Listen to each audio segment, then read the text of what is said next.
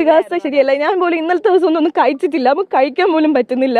എന്താ ചെയ്യേണ്ടതെന്ന് അറിയില്ല. ഇനി ഇപ്പം ഇത് പറഞ്ഞിട്ട് എൻ്റെ ജീവിതം എന്താവുന്ന പോലും എനിക്കറിയില്ല. പക്ഷെ എനിക്കിത് പറയണം. എനിക്ക് രാത്രി ഉറങ്ങാൻ കൂടി പറ്റുന്നുണ്ടായിരുന്നില്ല ഇത് പറയാണ്ടിരുന്നിട്ട്. എൻ്റെ പേര് ആർച്ച. ഞാൻ നിതിൻ്റെ ക്ലാസ്മേറ്റാണ്. ഫസ്റ്റ് ഇയർ BDS സ്റ്റുഡൻ്റാണ്, അഞ്ചലികണ്ടി ദന്തൽ കോളേജിലെ. പറഞ്ഞ കാര്യങ്ങളൊക്കെ സത്യമാണ്. റാം സാറിനെ പറ്റിയുള്ള കാര്യങ്ങളൊക്കെ സത്യമാണ്. അവൻ്റെ പേപ്പർ എല്ലാവരും മുമ്പിൽ വെച്ച് ഓരോ കുട്ടികളായിട്ട് കൊടുത്ത് വായിപ്പിച്ച് അവനെ നല്ല രീതിക്ക് ഹറാസ് ചെയ്തിട്ടുണ്ടായിരുന്നു. അവനെ മാത്രമല്ല, ക്ലാസ്സിനെ ഫുൾ ബോഡി ഷെയിം ചെയ്യാറുണ്ട്. എന്നെ ഫാറ്റി ഗേൾ എന്ന് വിളിക്കാറുണ്ട്. നിറം കുറവാണെങ്കിൽ കറുത്തിട്ടാണ് പറയാറുണ്ട്. പക്ഷേ നിറം കൂടിയ കുട്ടിയാണെങ്കിൽ യു ലുക്ക് ലൈക്ക് സിൻഡ്രല്ല എന്നും പറയാറുണ്ട്. നമ്മളെയൊക്കെ അപ്പോൾ അങ്ങ് അടിച്ച് താത്താ സംസാരിക്കുന്നത്. ഇപ്പം ഈ ഇൻസിഡൻറ്റ് കഴിഞ്ഞതിന് ശേഷം സീനിയേഴ്സ് നമ്മളോട് പറയുന്നുണ്ട് അവർ ഇങ്ങനെ ഒരു ട്രോമ കടന്നിട്ട് വന്നേ, അവരും സൂയിസൈഡിൻ്റെ അറ്റം വരെ എത്തിയിട്ടുണ്ട്. ഇതിന് മുന്നേ നമ്മളിട്ട് പറഞ്ഞു റാമെന്ന് പറഞ്ഞ സാറുണ്ട്, എല്ലാവരും നോക്കുക, സാർ എന്താണ് പറഞ്ഞത് അത് ചെയ്യുക, സാർ അറ്റൻഡൻസ് കളയും. അതാണ് നമ്മളെത്രയും പേടി. അറ്റൻഡൻസ് ഇല്ലെങ്കിൽ എക്സാം പോലും എഴുതാൻ പറ്റത്തില്ല. ക്ലാസ്സിൽ കയറി അന്നത്തെ ദിവസം കളയും, പിറ്റേ ദിവസം കളയും, ഒരു മാസത്തെ വേണമെങ്കിലും അങ്ങനെ കളയും. അത് പേടിച്ചിട്ടാണ് ക്ലാസ്സിൽ പോകണേ. ക്ലാസ്സിൽ പോകുമ്പോൾ തന്നെ പറയും നിങ്ങളൊന്നും പഠിപ്പിക്കത്തൊന്നുമില്ല, മതപരമായ കാര്യങ്ങളും ബോഡി ഷേമിങ്ങും മാത്രം. 1 മണിക്കൂർ ക്ലാസ് എങ്കിൽ 55 മിനിറ്റും അത് മാത്രമേ പറയത്തുള്ളൂ. 5 മിനിറ്റ് മാത്രം ക്ലാസ് എടുത്തിട്ട് പോകും. ക്ലാസ് എടുത്തിട്ട് പോയി ഒന്നും പഠിപ്പിക്കാറില്ല. അങ്ങനെ പിറ്റേ ദിവസം വരുമ്പോൾ ടെക്സ്റ്റ് വായിച്ചാൽ ചോദിക്കും, പഠിപ്പിച്ചാലേ ടെക്സ്റ്റ് വായിക്കാൻ പറ്റത്തുള്ളൂ. അത് വായിച്ചില്ലെങ്കിൽ പറയും എല്ലാവരും ഇറങ്ങിപ്പോക്കോ, നിങ്ങൾക്ക് 3 മാസത്തെ അറ്റൻഡൻസ് ഇല്ല എന്ന് പറയും. അറ്റൻഡൻസ് ഇല്ലെങ്കിൽ എക്സാം പോലും എഴുതാൻ പറ്റത്തില്ല. എന്ത് പറഞ്ഞാലും ഒന്ന് പറഞ്ഞ രണ്ടിന് അറ്റൻഡൻസാണ് കളയുന്നത്. അവനെ നന്നായിട്ട് ഹറാസ് ചെയ്യുന്നത്. അവൻ ടാർഗറ്റായിരുന്നു സാറിൻ്റെ. ക്ലാസ്സിൽ വെച്ച് അവനോട് മീറ്റിങ്ങിന് എന്താ വരാത്തത് ചോദിച്ചു പാരൻസ്. അപ്പോൾ പറഞ്ഞു അമ്മയ്ക്ക് വയ്യ, സർജറി കഴിഞ്ഞിട്ടേ ഉള്ളൂ പറഞ്ഞു. അപ്പോൾ പറഞ്ഞു ഇനി അമ്മയ്ക്ക് കാലിന് കുഴപ്പമൊന്നുമില്ലല്ലോ, വരാൻ പറ്റത്തില്ലേ ചോദിച്ചു. അങ്ങനെ അവനോട് എന്തോ പറഞ്ഞു, എന്നാൽ നിൻ്റെ ഓർഗനും കൂടെ നീ കളഞ്ഞോ എന്നുള്ള രീതിയിലൊക്കെ അവനോട് സംസാരിച്ചിട്ടുണ്ടായിരുന്നു. എന്നിട്ട് ക്ലാസ്സിലിരിക്കുന്ന കുട്ടിയെ വേറെ കുട്ടി കൊണ്ട് അടുപ്പിക്കുക, അടിച്ച് ശരിയായില്ലെങ്കിൽ ചോദിക്കും നീ എന്താ ട്രാൻസ്ജെൻഡർ ആണോ, ഗേ ആണോ എന്നൊക്കെയാണ് ചോദിക്കുന്നത്. നമുക്കൊന്നും മിണ്ടാൻ പറ്റത്തില്ല അവിടെ. ഞങ്ങൾക്കിപ്പോൾ കംപ്ലയിൻറ്റ് ചെയ്തിട്ടില്ല എന്ന് തന്നെ പറയാം. പേടിച്ചിട്ടാണ് കംപ്ലയിൻറ്റ് ചെയ്യാത്തത്. ചെയ്യുമ്പോൾ പിന്നെ സാർ അറിഞ്ഞിട്ട് എന്താ ഇനി പറയാൻ പോകുന്നത്, ഇനി നമ്മളെന്താ ചെയ്യാൻ പോകുന്നത്, നമ്മൾ എക്സാം തോൽപ്പിക്കും, 5.5 വർഷത്തെ കോഴ്സ് 10 വർഷം 12 വർഷം ഇരിക്കേണ്ടി വരും. ആ ഒരു ടെൻഷൻ കാരണം ആരും ഒന്നും ചെയ്യാറില്ല. സാറിന് സസ്പെൻഷൻ എന്തോ കഴിഞ്ഞ വർഷം എന്തോ കിട്ടിയിട്ടുണ്ടായെന്ന് പറഞ്ഞു. സാറ് ക്ലാസ്സിലും പറയാറുണ്ട് എനിക്ക് സസ്പെൻഷൻ കിട്ടിയാലും ഒന്നുമില്ല, അതിനെക്കാട്ടി ഞാൻ ഊർജ്ജത്തോടെ ഞാൻ ക്ലാസ്സിൽ വരും, നിങ്ങൾ കംപ്ലയിൻറ്റ് ചെയ്തോ, എന്താണെന്ന് വെച്ചാൽ കംപ്ലയിൻറ്റ് ചെയ്തോ, എനിക്ക് കുഴപ്പമില്ല. ക്ലാസ്സിൽ പബ്ലിക്കായിട്ട് പറഞ്ഞിട്ടുണ്ട് ഞാൻ ഒരാളെ കൊന്നിട്ടുണ്ട്, എല്ലാം സത്യമാണ്. ആ കുട്ടി പറഞ്ഞതൊക്കെ സത്യമാണ്. ഇതിലൊന്നും കള്ളത്തരം ഒന്നുമില്ല. ഞങ്ങൾ നേരത്തെ കംപ്ലൈൻ്റ് ഒക്കെ കൊടുത്തിട്ടുണ്ടായിരുന്നു. അപ്പോൾ അത് എത്രത്തോളം അത് എത്തേണ്ടവരിൽ എത്തിയിട്ടുണ്ടെന്ന് ഞങ്ങൾക്ക് അറിയത്തില്ല. അപ്പോൾ ഞാൻ സീനിയറാണ്. അപ്പോൾ ഞങ്ങൾ കംപ്ലൈൻ്റ് ഒക്കെ കൊടുത്തിട്ടുണ്ടായിരുന്നു. ഇതിപ്പോൾ ആദ്യത്തെ സംഭവം അല്ലാത്തതുകൊണ്ട് തന്നെ ഞങ്ങളുടെ കൂടെ ഉണ്ടായിരുന്ന ബാച്ച്മേറ്റ് ഇന്ന് സംസാരിച്ച ശാലവും അവരുടെ ബാച്ചൊക്കെ കംപ്ലൈൻറ്റ് കൊടുത്തിട്ടുണ്ടായിരുന്നു. അത് എത്രത്തോളം എത്തിയിട്ടുണ്ടെന്ന് അറിഞ്ഞിട്ടില്ല. എൻ്റെ പേര് കീർത്തി. ഞാൻ ഇപ്പോൾ ഫൈനൽ ഇയർ. സംഭവത്തിന് ശേഷം കോളേജിൽ നിന്ന് വിദ്യാർത്ഥികൾ ആരും ഇങ്ങോട്ട് വന്നില്ല. വിദ്യാർത്ഥികൾ വരാത്ത സാഹചര്യമാണ്. ക്ലാസ്സിൽ തന്നെ എല്ലാവർക്കും ഒരു ഷോക്കായിരുന്നു. ഇതാരും ഒന്നും പ്രതീക്ഷിച്ചില്ലായിരുന്നില്ല. പെട്ടെന്ന് ഇങ്ങനെ നമ്മൾ ഫുഡ് കഴിക്കാൻ പോയപ്പോൾ നിതിൻ വീണു എന്ന് മാത്രമേ അറിഞ്ഞു. എപ്പോഴും എല്ലാവരും ഫുഡും കാണിട്ട് എല്ലാവരും ഓടിയപ്പം അവിടെ ഫുൾ എന്താണെന്നറിയില്ല, എല്ലാവരും അങ്ങോട്ടും ഇങ്ങോട്ടും ഓട്ടം, ടീച്ചേഴ്സ് ഓട്ടം, സാറന്മാരോട്ടം, എല്ലാവരും എന്താണെന്നറിയില്ല, എല്ലാവരും ഷോക്കായി. ഇപ്പോൾ തളർന്നു പോയി. മരിച്ചെന്ന് പറഞ്ഞപ്പോൾ എല്ലാവർക്കും ഒരേപോലെയായിരുന്നു. എല്ലാവരും അങ്ങ് എന്താ പറയണ്ടേന്ന് അറിയില്ല. ആരും പ്രതീക്ഷിക്കാത്തൊരു സാഹചര്യമായിപ്പോയി. നമുക്ക് എല്ലാവർക്കും ഇങ്ങോട്ട് വരണമെന്നുണ്ടായിരുന്നു. പക്ഷേ ഇവിടെ വന്ന് മാനസികാവസ്ഥ ശരിയല്ല. ഞാൻ പോലും ഇന്നലത്തെ ദിവസം ഒന്നും കഴിച്ചിട്ടില്ല, നമുക്ക് കഴിക്കാൻ പോലും പറ്റുന്നില്ല. എന്താ ചെയ്യേണ്ടതെന്ന് അറിയില്ല. ഇനി ഇപ്പോൾ ഇത് പറഞ്ഞിട്ട് എൻ്റെ ജീവിതം എന്താവുന്ന പോലും എനിക്കറിയില്ല. പക്ഷെ എനിക്കിത് പറയണം. എനിക്ക് രാത്രി ഉറങ്ങാൻ കൂടി പറ്റുന്നുണ്ടായിരുന്നില്ല ഇത് പറയാണ്ടിരുന്നിട്ട്. നിതിൻ്റെ ബെസ്റ്റ് ഫ്രണ്ട് ഞാനെന്ന് എപ്പോഴും പറയുന്നത് അവൻ. എൻ്റെ അടുത്ത് കഴിഞ്ഞ ആഴ്ച നമ്മൾ ഇങ്ങോട്ട് വന്നേ, വീട്ടിലേക്ക് നമ്മൾ വന്നേ. അപ്പം ഇങ്ങനെ സംസാരിച്ചിട്ടുണ്ട്, ഇങ്ങനെ സാറിനെ പറ്റി സംസാരിച്ചിട്ടുണ്ട്, അല്ല വേറെ കാര്യങ്ങളൊന്നും സംസാരിച്ചിട്ടില്ല.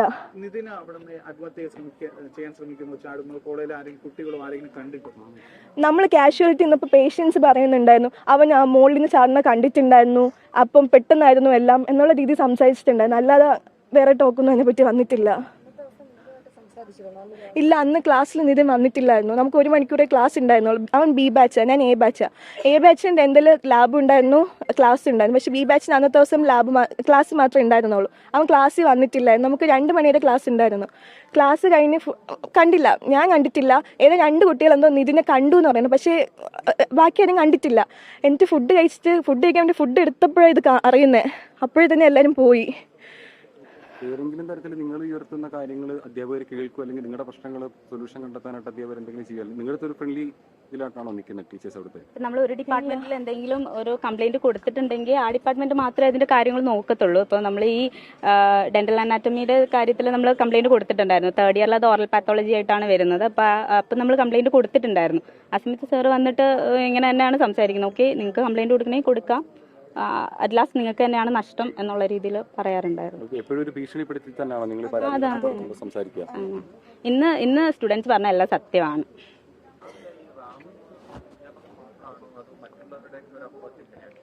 എനിക്കിപ്പം ഫസ്റ്റ് ഇയർ ആയതുകൊണ്ട് റാംസർ ഡെന്റൽ അനാട്ടമി മാത്രമേ ഉള്ളൂ. പിന്നെ പ്രോസ്റ്റോ കൺസർവേറ്റീവ് അവിടെ കുഴപ്പമൊന്നുമില്ല.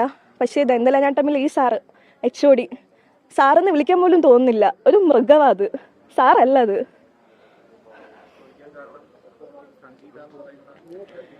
സംഗീത മാം ക്ലാസ്സിൽ എന്താ എല്ലാവരും പഠിപ്പിച്ചിട്ട് പോകുന്നു. സ്റ്റാഫ് റൂമിലെ കാര്യം അറിയത്തില്ല. ഇപ്പം നിതിൻ പറഞ്ഞിങ്ങനെ സ്റ്റാഫ് റൂമിലെ കാര്യം നമ്മളോടൊക്കെ സംഗീത മാം പഠിപ്പിക്കുന്നു പോകുന്നു, വേറെ കാര്യത്തിലൊന്നും അങ്ങനെ ഇടപെടാറില്ല.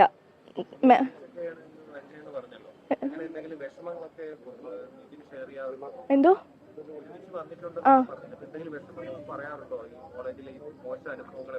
അവൻ പറഞ്ഞിട്ടുണ്ട് ഇങ്ങനെ ലാസ്റ്റ് ക്ലാസ്സിൽ അവനെ പുറത്താക്കിയപ്പം അവൻ ചോദിച്ചിട്ട് എന്നെ മാത്രം എന്തിനാ ഇങ്ങനെ ടാർഗറ്റ് ചെയ്യുന്നത്, ഞാൻ എന്താ ചെയ്തേ? ഞാൻ പറഞ്ഞു, എടാ നീ കൂളാവും, നമുക്ക് നോക്കാം.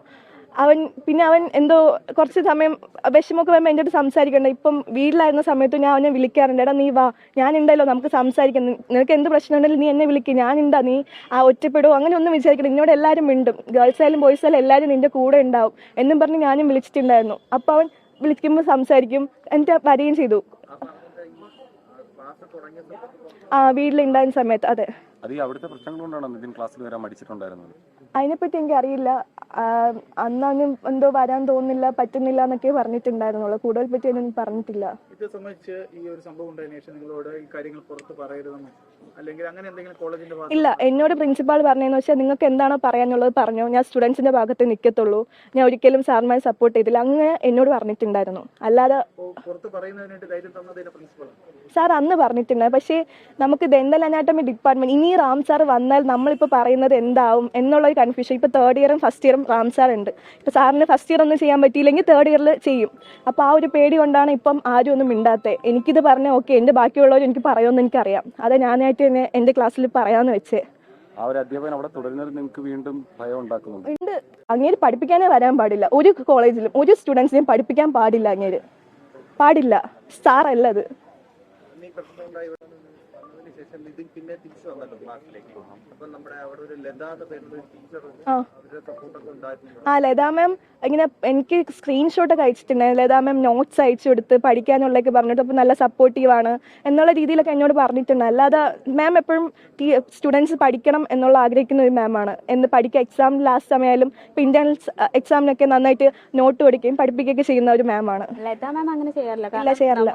ഇപ്പൊ ഞാനിപ്പോ ഫൈനൽ ഇയർ ആയിട്ട് പോലും നമ്മളെ ഇപ്പോഴും കോൺടാക്ട് ഉള്ള മാം വളരെ ചുരുക്കം മാമിൽ ഒരാൾ ലതാ മാം ആണ്. അപ്പോൾ ലതാ മാം ഒന്നും അങ്ങനെ ഒരു എങ്ങനെയെങ്കിലും ആ കുട്ടി രക്ഷപ്പെടണമെങ്കിൽ രക്ഷപ്പെട്ടോട്ടെ എന്ന് വിചാരിക്കുന്ന ആൾക്കാരാ. അതായത് എക്സാമിന് എങ്ങനെ എഴുതണം എല്ലാ രീതിയിലും പറഞ്ഞ നല്ലൊരു സപ്പോർട്ടീവ് ആയിട്ടുള്ള ടീച്ചറാണ്. സംഗീത മാം ആയിരുന്നാലും അങ്ങനെയാണ്. സംഗീത മാമും അങ്ങനെയാണ്. ക്ലാസ്സിൽ വന്ന വരിക, മാമിന് എന്താണോ ടോപ്പിക്ക് കൊടുത്തിട്ടുള്ളത് മാം അത് ക്ലിയർ ആയിട്ട് പഠിപ്പിക്കുക, അത് മാത്രം ചെയ്യുന്നത്. നമുക്ക് എന്തെങ്കിലും ഡൗട്ട്സ് ഉണ്ടെങ്കിൽ ചോദിക്കാം, നമുക്ക് എന്തെങ്കിലും പേഴ്സണൽ ഇഷ്യൂസ് ഉണ്ടെങ്കിൽ പറയാം, അങ്ങനെയൊക്കെ ഉള്ളതാണ് സംഗീത മാം. മാം എങ്ങനെ ഇതിലേക്ക് വന്നെന്ന് അറിയാവുന്ന അറിയില്ല. അതായത് ഇന്നലെ ഈ സംഭവത്തിന് ശേഷം പോലീസൊക്കെ പറഞ്ഞത് ഒരു ലോൺ ആപ്പുമായിട്ട് ബന്ധപ്പെട്ട കാര്യങ്ങൾ അങ്ങനെ എന്തെങ്കിലും നിങ്ങൾക്ക് അറിയുമോ? അതിന്റെ അറിഞ്ഞിട്ടുണ്ടായിരുന്നു അന്നത്തെ ദിവസം. പക്ഷെ ഇങ്ങനെ നമ്പർ ലതാ മാമിൻ്റെ വന്നേ, മാം ഇങ്ങനെ മാമിൻ്റെ ഫോണിൽ OTP സ്ക്രീൻഷോട്ട് OTP കോൾസ് എല്ലാം കാണിച്ചു തന്നിട്ടുണ്ടായിരുന്നു. അന്നാണ് ഞാൻ ഈ കാര്യം അറിയുന്നത്.